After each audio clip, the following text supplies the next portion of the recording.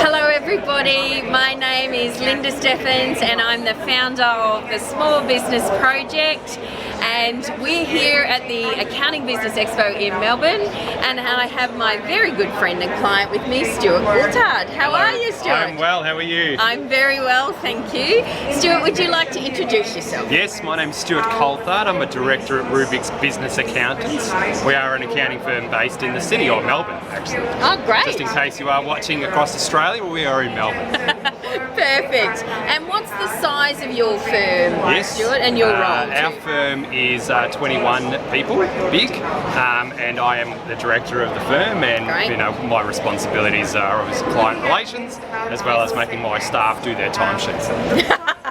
Very important. So, Stuart, you've come through and you've learned our 4-step advisory process with us. And let's rewind back to the time when you were looking for some, or how did you find us? That's a good place to start. Good place to start. So, I guess, you know, I've been an accountant for over 20-something years now, and doing tax returns was starting to get a little bit old for me. And also, the clients that I was actually working with, they were wanting more than just the actual tax returns. So, you know, I wanted to offer more, but I didn't know what that was. And a lot of the buzzwords that you go to anything like this is business advisory. And, you know, I know how to do a tax return, but I didn't actually know how to deliver that advisory piece. That was actually understandable for me and repeatable for me. Yes. So then I started looking out there in the marketplace just to see what was on offer. Yep. So I did a few training things, did some stuff, and going, this really is not resonating with me. They're all very fluffy and no real structure, no real framework. So I was a bit jaded by the whole thing. I tried to implement stuff myself, never worked. But then I came across Linda's book. This is before even meeting her. I came across the actual book and went, this is fantastic. This is actually talking to me, an actual accountant, and it sort of made it really clear on steps that you could actually follow and repeat. So I've got the book and then went, I can do this myself. Yes. I'm easy to do, I can do course. this. And then, I don't know, if you're an accountant out there that you never have any time, and trying to do something new is really bloody hard. So then I went, okay, I can't really do this myself. I need some help, and then came across Linda's courses, and then that's where everything started to go. And the rest is history. Yes. So you've actually come through and you've done a number of training courses with us as well. Yes. So you've kept the process going. Yes. But back at the time when you were looking for something around this buzzword advisory and trying to, you know, change where you were at professionally, were you already offering advisory to clients? Yes, if you looked at our website, we did have the word under our services called business advisory. Okay. But that was what that actually meant and how to actually market that to our existing clients. You know, we had no idea. Yeah, okay. All right, Sorry, perfect. we exactly knew what we were doing and all that sort of stuff. We knew exactly what we were doing. So, I suppose that falls right into my next question, which is, on a scale of 1 to 10, how confident were you that you could actually deliver advisory to clients before you found out? Look, pretty low. Okay. Obviously, I knew what I was doing in terms of offering it and everything like, but actually delivering was bloody hard. Was different. Yeah. Okay. So, what concerned you the most about staying where you were? I guess a number of factors. The enjoyment factor around doing compliance or tax returns. I did notice out in the marketplace as well, I find that the need or demand for tax returns started to get lower because of price. Yeah. So people were shopping around a little bit more. Yes. And just talking to my business clients, they wanted other things from us. So there was a need from existing clients. Yeah, okay. And so going through the training, what would you say were some of the best bits for you personally and professionally? Good question. Let me think about that for a second. But because there's so many. I know, there's too many benefits. Narrowing it down to a couple is really hard. But I think what it was it provided a framework or a step-by-step guide that was easily able to follow and repeat. So I've mentioned that a few times. Yeah.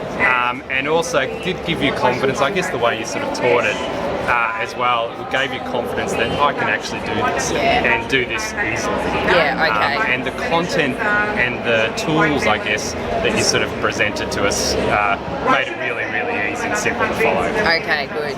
So I think, in a lot of the advisory space now, people are talking about trying to deliver this, but without that standardised process around it, it's almost impossible to scale or to grow, isn't it? Correct. Or get some consistency around it. Yeah. Okay. So through the 12 weeks, so the training was, the first initial part is 12 weeks. It was almost a year ago now. I so know. so you more have than to a year think ago. back now.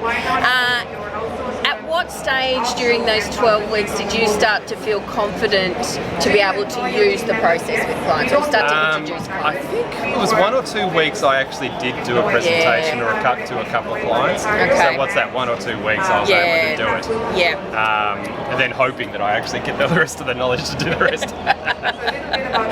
So build the plane on the way down. Yeah, all right. No, but you had been doing this for a little while, having known. Correct. Yeah. Saw it in my book, right? Yeah, okay.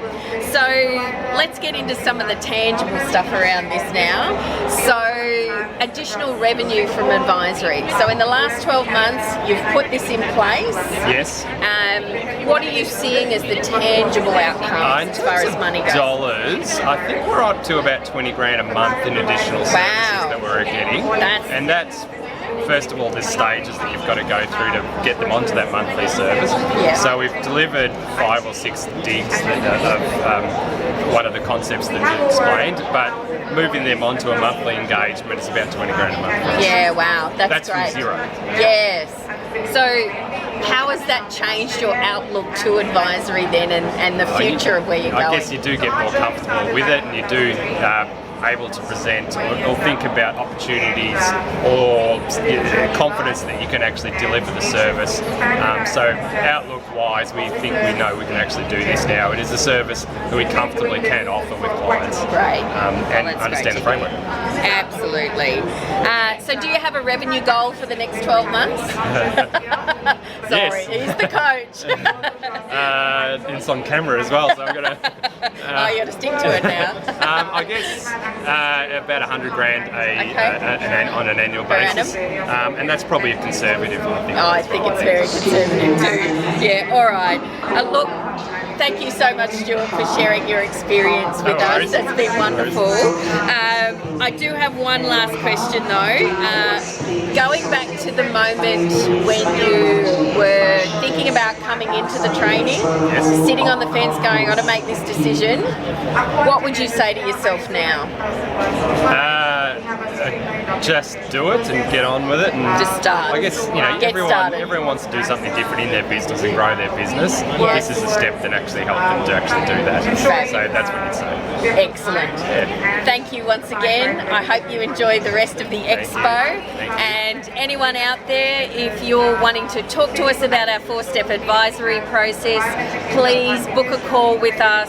Hop onto the website. There's lots of downloadable help there as well. So we look forward to talking to you. Thanks, everyone.